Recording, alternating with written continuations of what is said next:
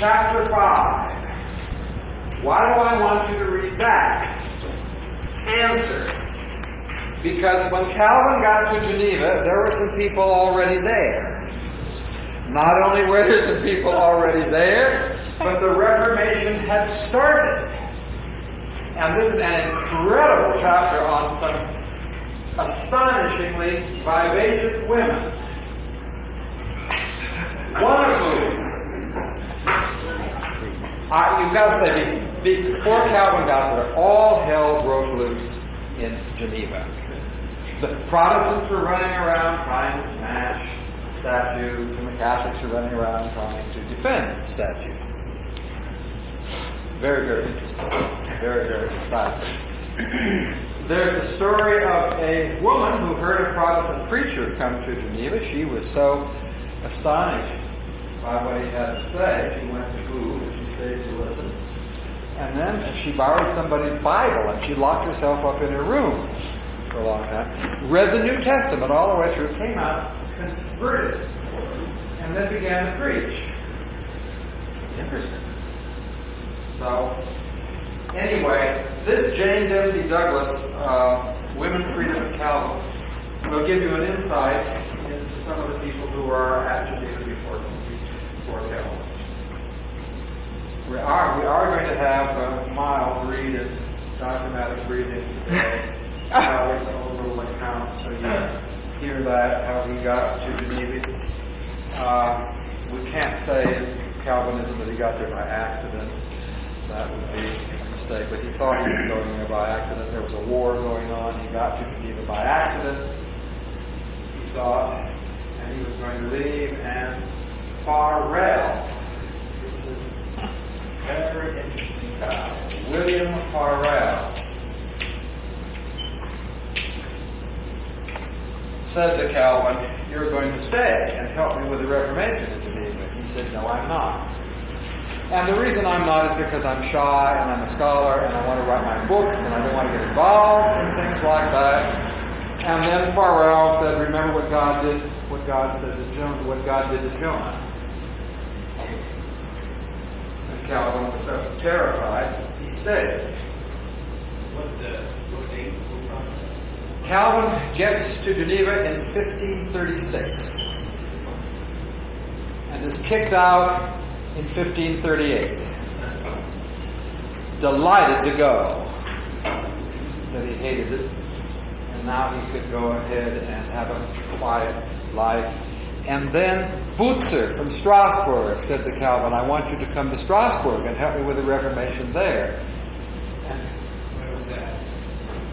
1538. And Calvin said, "No, I'm shy, I'm a scholar, I'm temperamental, and I'm not fit for this kind of stuff, and I'm not going to do it. And I need a pen so we can welcome Eleanor Morgan." Hello, Eleanor. Hi. Welcome. Sorry I'm late. I'm glad you're here. So, the same thing. Butzer said, "If you don't stay, God's going to curse the quiet life that you like, that you want for yourself." And Calvin was so terrified, he stayed in Strasbourg for 3 years, found himself a wife. Unfortunately, this is a very sad story, all of his children were born dead. So had no children of his own, but his wife had been married before, and so Calvin took care of those kids. And then, in 1541, the people of Geneva found out they couldn't get along without him, with Calvin, and they begged him to come back. And he said, "No, I don't want to come back. I've been very happy at Geneva. My wife's very happy, rather in Strasbourg. My wife is happy in Strasbourg," and all that. But he felt he had to go, and there is a symbol in the Reformed Church. I don't know if they float this around Geneva now, but it's an outstretched hand with a burning heart on it. And this is a symbol for Calvin. And he said to God, "I give you my heart. I don't want to go back, but I will." Let's have Miles read that now. Are you ready, Miles? Make believe that you're back with NBC. And this is from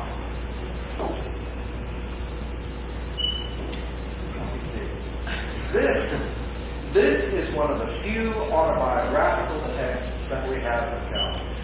I said to you before that Luther and I have big mouths, and there's nothing about us you don't know.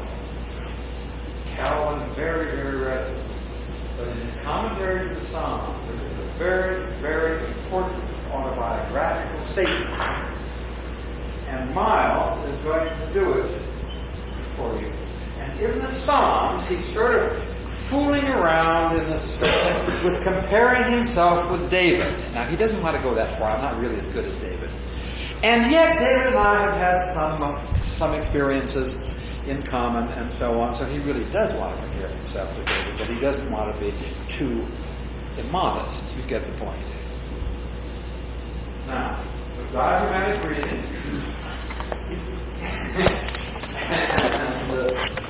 And when you do this, if no one is converted, you flop. Go ahead.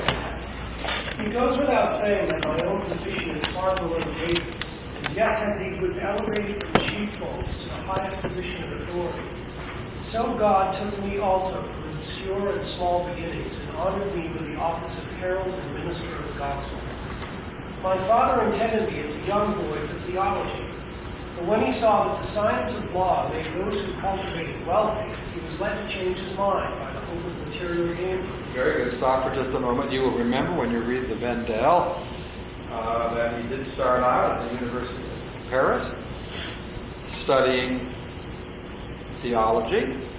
His father worked for the cathedral chapter at Noyon in France. We must get the correct accent. Noyon. Is that right? Noyon. Excellent.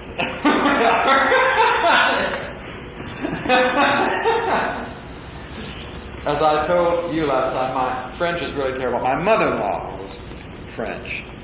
And she said to me once, "Vous parlez français comme une vache espagnole," which was truly translated, "You speak French like a Spanish cow." And that's an insult between vache, which is cow, and Basque, which is the region of France in Spain where the accent is bad. So, Noyon, he was born there in 1509. His father worked for the bishop.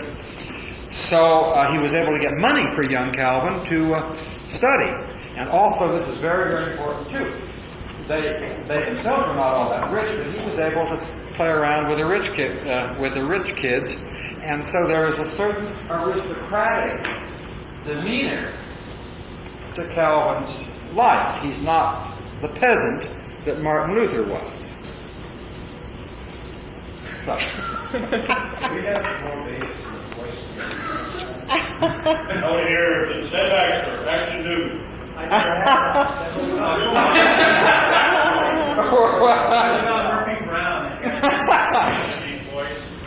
The important thing, while he was a student, he studied under the greatest expert in Latin in the country, Cordier.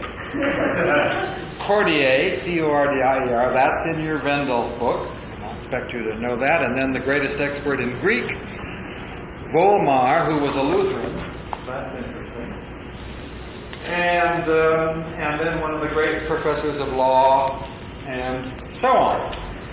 So, go ahead. You are doing very, very well. Have you ever thought about full-time church work? No.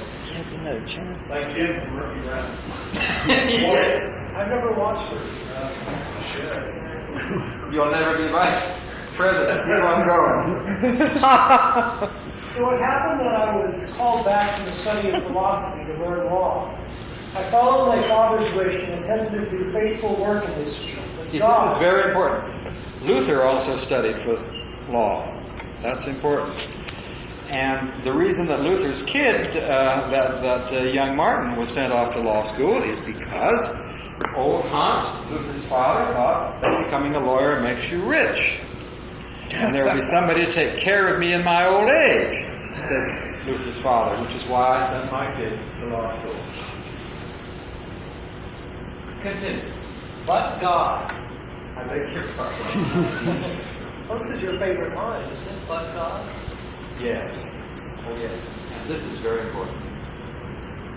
But God, by the secret leading of his providence, turned my course another way. First, when I was too firmly addicted to the papal superstitions, to be drawn. Get that word, superstition. Started talking about that last time. This Reformation is a Reformation against what they regarded as superstition. And therefore, worship is very, very important in his life. And Farrell felt the same way. And Ulrich Zwingli felt the same way. And Erasmus, somewhat that way. Okay. First, when I was too firmly addicted to the papal superstitions, to be drawn easily out of such a deep mire by a sudden conversion. A more emphasis on sudden conversion, that's important. Well, he isn't to the sudden conversion yet. He's just talking about sudden conversion later. Oh. It's too early for a sudden conversion. All right, go ahead. He brought my mind, already more rigid than suited my age, to submission to him. I was so inspired by a taste of true religion, and I burned with such a desire to carry my study further, that although I did not drop other subjects, I had no zeal for them. In less than a year, all who were looking for a purer doctrine began to come to learn from me, although I was a novice and a beginner. Then I, who was by nature a man of the country and a lover of shade and leisure. All right, let me stop you just one moment. This is a very, very important point. I think he probably had his sudden conversion around in the year 1534, and I'll explain why I think this later. By 1535, he had already written the first edition of the Institute. It's astonishing. Now, the first edition of the Institute was a little thing. He kept adding to it. He never took anything away from it. He just kept adding. But something incredible that by that time he already regarded himself as a spokesperson for the whole Protestant movement. That is amazing. He had to leave France. He was in trouble with the Roman Church. But in your reading, I want to remind you again, one must not assume that before 1534, he was a Protestant in the full sense of the word. Are you aware that there was a very early Reform movement in France? And the French love to talk about this, don't they, Marion? Yes. Because they like to have somebody as early as Luther. Right. And Calvin isn't. And the great name here is... No, you haven't done your reading, I see. Who was a great French humanist who wanted to reform... Erasmus. He was not French, Wasn't but he was a great humanist. He was Dutch, but was ashamed of the fact. Lefebvre d'Etaples. Lefevre.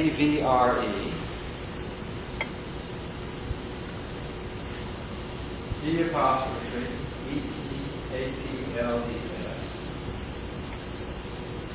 And what was his Latin form?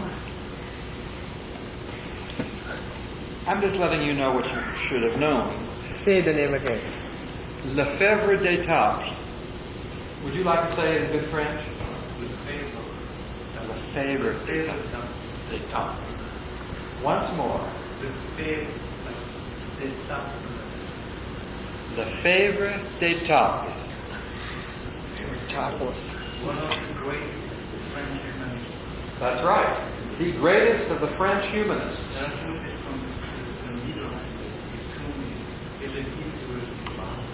That he what? Erasmus. Oh, Erasmus lived in Basel. He told me right now in the church of Münster in Basel.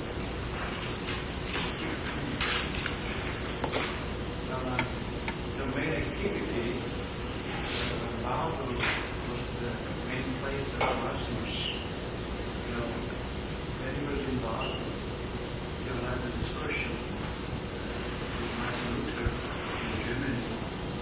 concerning the problemematic is real and has grace. Some people argue that this Lefebvre stressed grace as much as Martin Luther, and the French really push this. In Latin, his name is, and I'll spell it, Faber,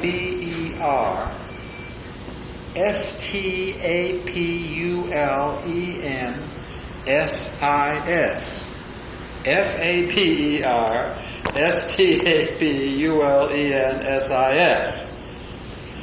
And he, had any of you, aside from our friend from Basel, have any of you ever heard about this guy before? Too bad. Very important movement. Where have you been educated? Very, very important movement. He also had a lot of students around him. This was part of the humanistic reform movement, who wanted to reform the church from within. And he got involved, another guy, Brisonnet, N-N-E-T, like that, Brisonnet, who became bishop, and only the French could do this, of a city called Meaux, but spelled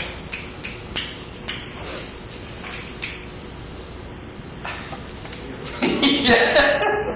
It's easy to read French. It's not easy to speak it, right, Mary?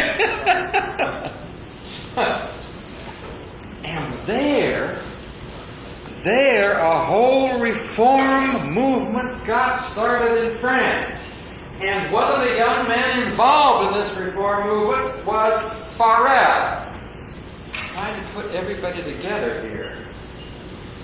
And maybe as time goes on, we might say something about that later. But this guy is really terribly, terribly important. And of course, lies in Calvin's background too, because probably when Calvin had to leave France and go to Basel, or even earlier than that, when he had to leave France, one of the reasons he had to go was because he was too much connected with this movement. This is before he became a Protestant in the complete sense. So, yeah. What's the dating on this Reformation to France? Yeah, I'm going to give that to you in a moment. I've got a whole text on this, but go ahead. Now. Keep reading? Yep, keep reading. Then I, who was by nature a man of the country and a lover of shade and leisure, wished to find for myself a quiet hiding place, a wish which has never yet been granted for me. For every retreat I found became a public lecture room. When the one thing I craved was obscurity and leisure, God fastened upon me so many cords of various kinds that He never allowed me to remain quiet, and in spite of my reluctance, dragged me into the limelight. I left my own country and departed for Germany to enjoy there, unknown, in some corner, the quiet long monotony. But lo, while I was hidden unknown at Basel, a great fire of hatred for France had been kindled in Germany by the exile of many godly men from France. To quench this fire, wicked and lying rumors were spread, cruelly calling the exiles Anabaptists and seditious men who threatened to upset not only religion, but the whole political order with their perverse madness. I saw that this was a trick of those in the French court, not only to cover up with false slanders the shedding of the innocent blood of holy martyrs, but also to enable the persecutors to continue with the pitiless slaughter. Therefore I felt that I must make a strong statement against such charges, for I could not be silent without treachery. This was why I published the Institutes, to defend against unjust slander my brothers whose death was precious in the Lord's sight. Imagine this kid completing it in 1535. And it was published, the first edition was published in 1536, and really went everywhere. Okay? A second reason was my desire to rouse the sympathy and concern of people out outside, since the same punishment threatened many other poor people. And this volume was not a thick and laborious work like the present edition. It appeared as a brief, you're going to have to help me with that, Enchiridion. The Enchiridion, what is it, a notebook or something like that? Also, could be the diary. Erasmus wrote a whole book under that title of this Jew. It had no other purpose than to bear witness to the faith of those whom I saw criminally libeled by wicked and false courtiers. I desired no fame for myself in it. I planned to depart shortly, and no one knew that I was the writer of the book, for I had kept my authorship secret and intended to continue to do so. But Wilhelm Farrell forced me to stay in Geneva. Guillaume Farrell. Did you say it correctly, please? Yeah, that's correct. Guillaume Farrell.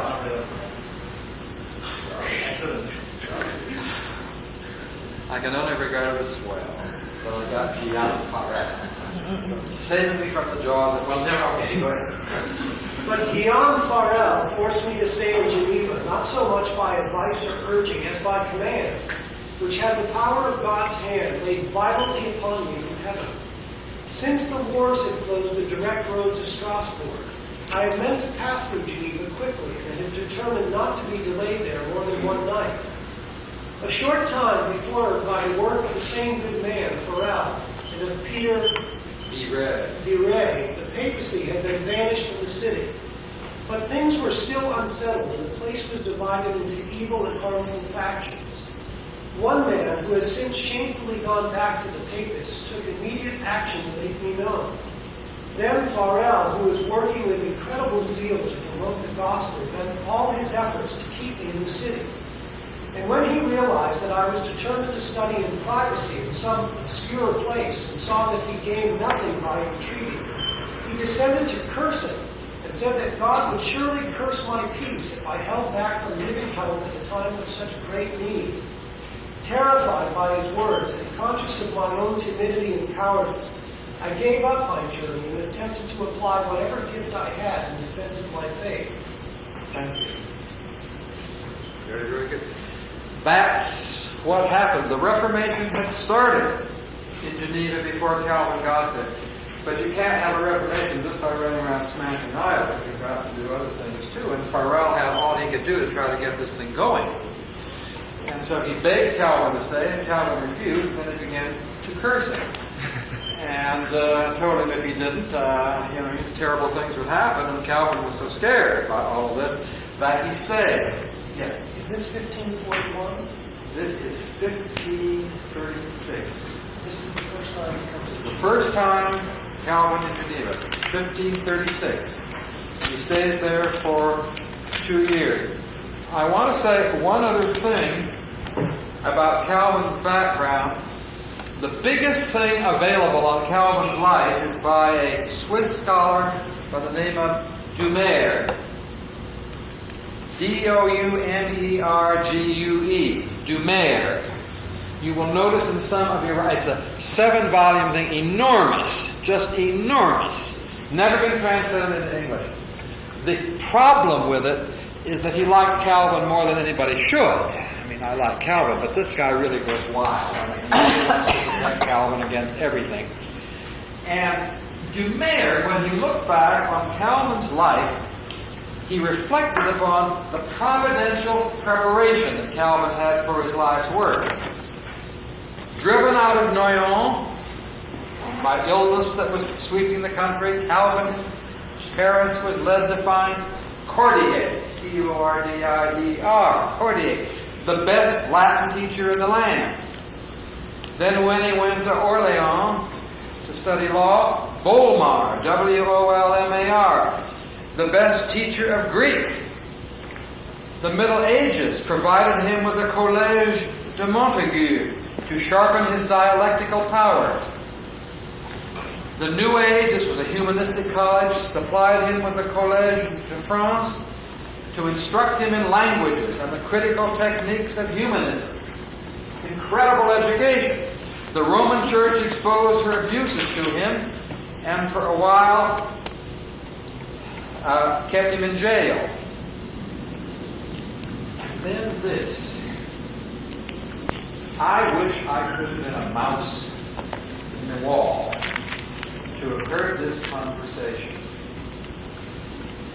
Calvin, at one point, went to visit Lefebvre d'Etaples, Faber Staphylensis himself, who was being protected, now get this, by the sister of the King of France who was supporting the Reform movement. The French king was Francis I, Roman Catholic. His sister, Marguerite d'Angoulême. Sounds crazy? Marguerite d'Angoulême. Calvin went to her court, which at this time was in the town of Nerac, N-E-R-A-C, and he met Lefebvre d'Etaples. The American Calvin scholar John T. McNeill supposes, he doesn't know, but supposes that it was this meeting with old Lefebvre, who was at that point 100 years of age. Dumaire goes mad and said that he prolonged his life to 100 years just so Calvin could meet him. I mean, that's a bit far-fetched, even for one who believes in double predestination. And it was after that conversation that Calvin went home to Noyon, resigned the benefices, the living that his father had arranged for him, and really began to act as a Protestant outside the Roman Church. And John T. McNeill supposes, we don't know, that the old man, Lefebvre d'Etaples, said, "Look, I'm 100 years old. I have tried for years to reform the Roman Church from within, and I have failed. I therefore encourage you to get out."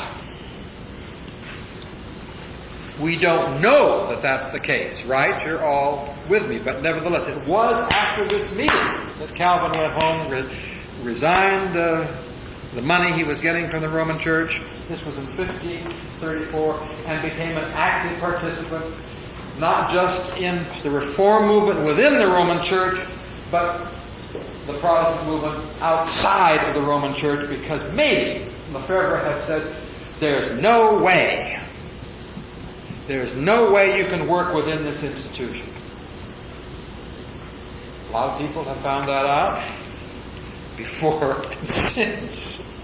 But anyway, so Dumaire, when he talks about the providential preparation that Calvin got, studying under Cordier, the best Latin teacher, under Volmar, the best teacher of Greek, the Collège de France, to teach him humanism.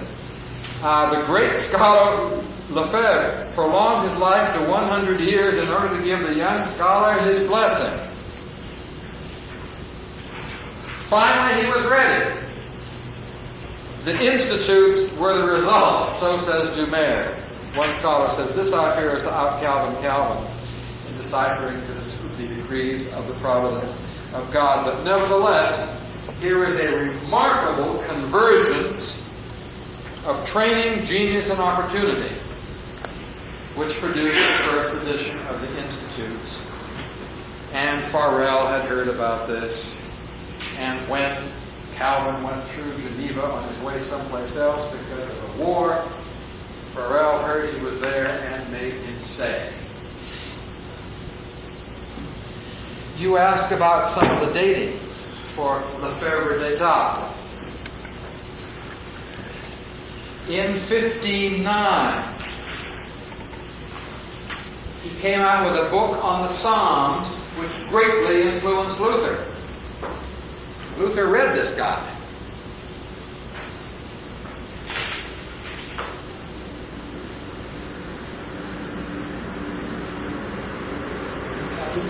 Pardon? what? That's right, the year Calvin was born. He translated the New Testament into French. And his humanistic scholarship got him into all kinds of hot water with the Roman Church. But he had lots of students. One of them, Brisonnet, who became Bishop of Meaux, and had a reformed diocese in France as long as he could, with bright young scholars such as Farel.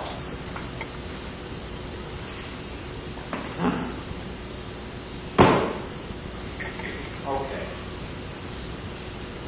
Find out more of this in the Bendel book in more detail. And for next time, you can also look at this James Dempsey Douglas chapter, Women's Freedom and Calvin, and see what had happened in the Geneva Church before Calvin got there. Oh, we were still talking about reading. Sometime when you get time, as a background for my lecture, I want you all to go to L.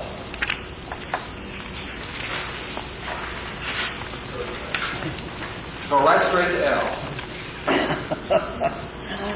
And look at L5. Carlos M.N. Iyer. True piety begets true confession, Calvin's attack on idolatry. And skip down two more. These are just articles in the George book. Hughes, Oliphant Old, John Calvin, and the Prophetic Criticism of Worship. Be reformed, use the passages from the Old Testament, from Amos. I despise your sacrifices. And apply them to the Roman Church. Not making the Roman Catholics exactly happy. But if you look at L5 and L7, that will get you started. And once again, we will discuss B2 next time. Any comments and questions on that? Last week I had assigned for you to read when you get around to it A1, 2, 4, and 5, a good part of which you have just read. Comments or questions?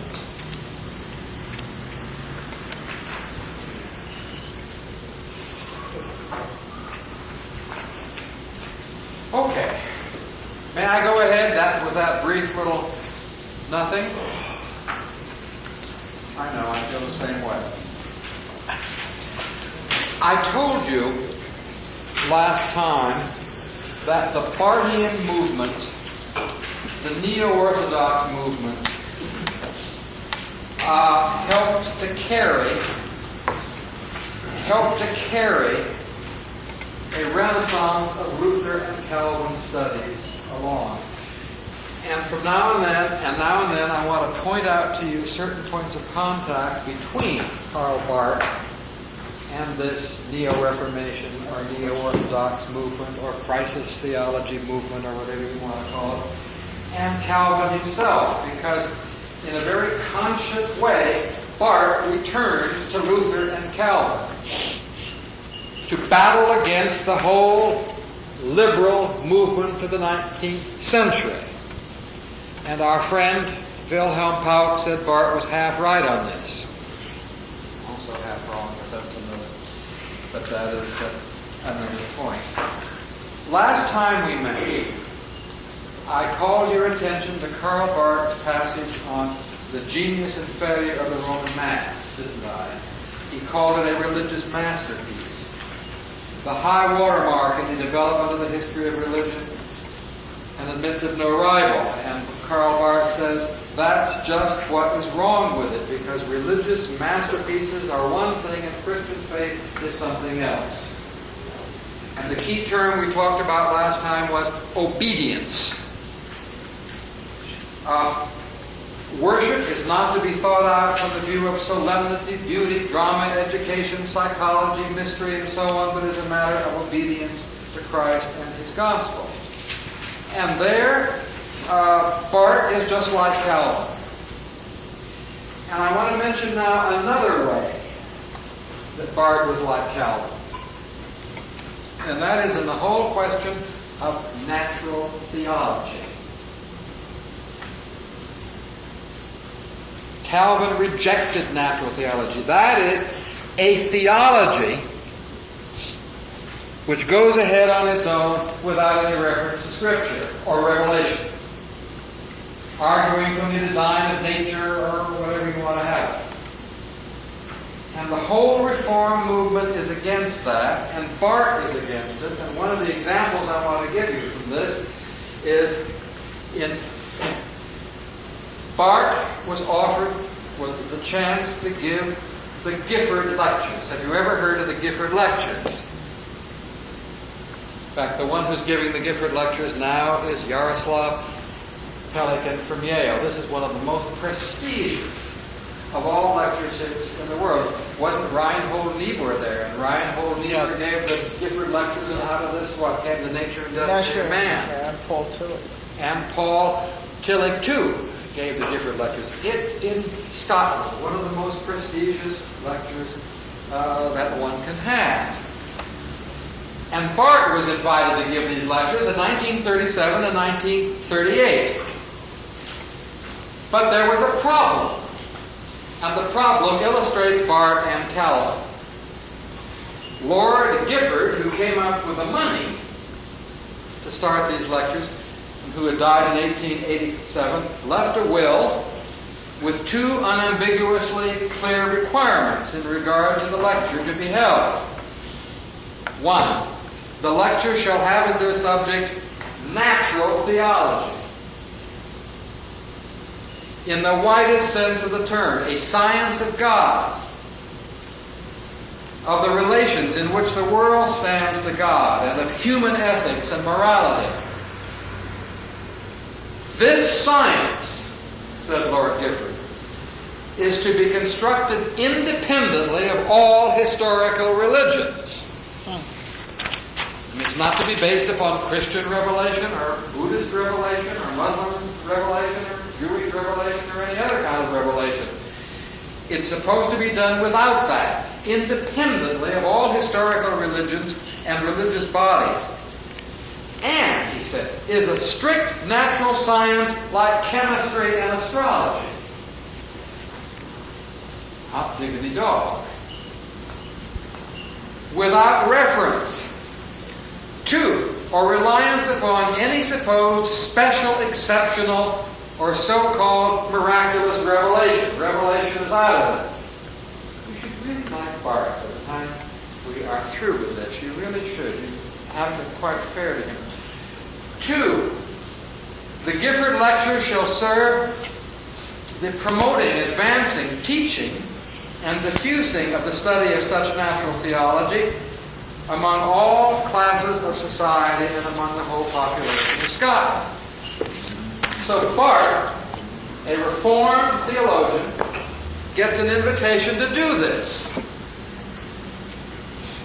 And he writes the following: I certainly see with astonishment that such a science as natural science, as Lord Gifford has in mind, does exist, but I don't see how it's possible for it to exist.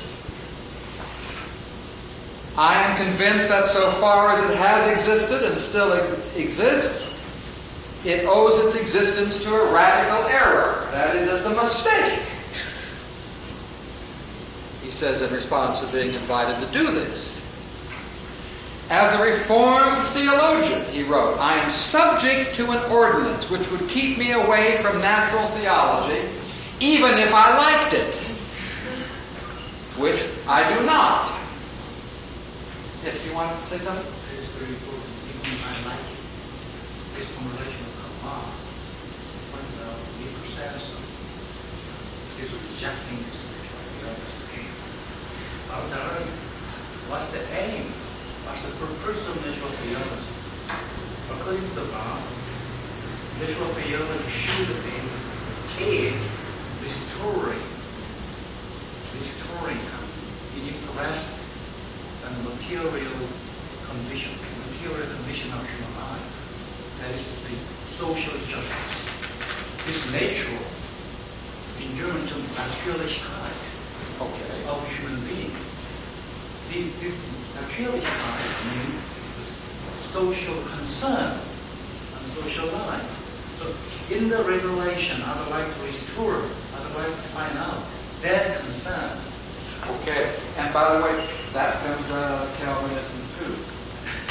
Because Calvin says, unlike the Anabaptists, that it is a Christian duty to engage in politics.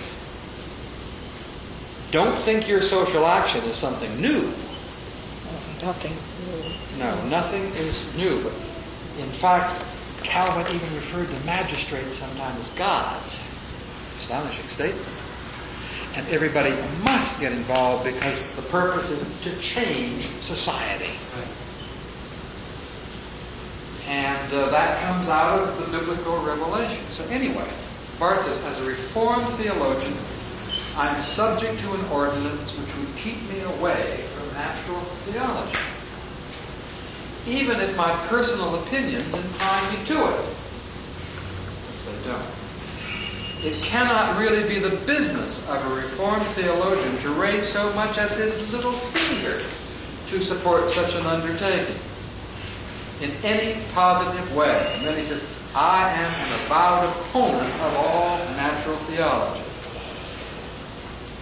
So Barth wrote to the Senate of the Universities of Scotland to remind them, I am an avowed opponent of all natural theology. But the Senate of the Universities met, and the invitation was sustained. And they wrote to Barth, come ahead anyway. And Barth said, if I come, what am I going to say? Amazing.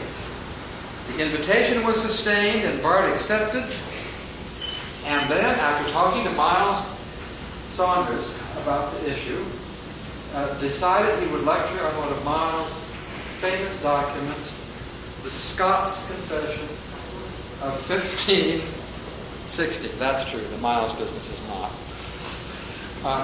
This is a Reformed confession from Scotland, 1560. I like this because Miles read it and liked it.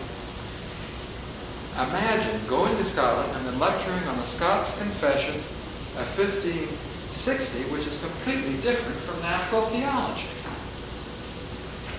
How did he do this? Barth had to explain himself. If natural theology, he said, wishes to achieve its end, it has to enter into controversy with a partner in opposition to whom it must make itself known. That is, sure, I'll go ahead and lecture on the Scots Confession to show you how different it is from natural theology. And the only way you'll know about natural theology is if you know what it's not. And then we'll find out if it is the truth. So that's what Barth did. He gave his lectures on the Scots Confession of 1560. Now, some of you will be interested in this, if I can find the book. Here it is. In this Donald K. McKim book, for instance, there is a reformed writer. This guy is incredibly bright. He is a philosophical thinker. He comes out of a Dutch background. His name is Alban Plantinga, Plantinga. And he has an article in this McKim book. The guy is so bright, he's hired to teach at Notre Dame. In the Reformed theology, teaching at Notre Dame. And in this book, he has an article called The Reformed Objection to Natural Theology. And he explains it in a very interesting and lively way. And then in the same book, Donald Bloch, on page 386, also has an article called Process Theology and Reformed Theology on 386. And this really struck me. You know, Marion, I didn't realize how bad process theology was.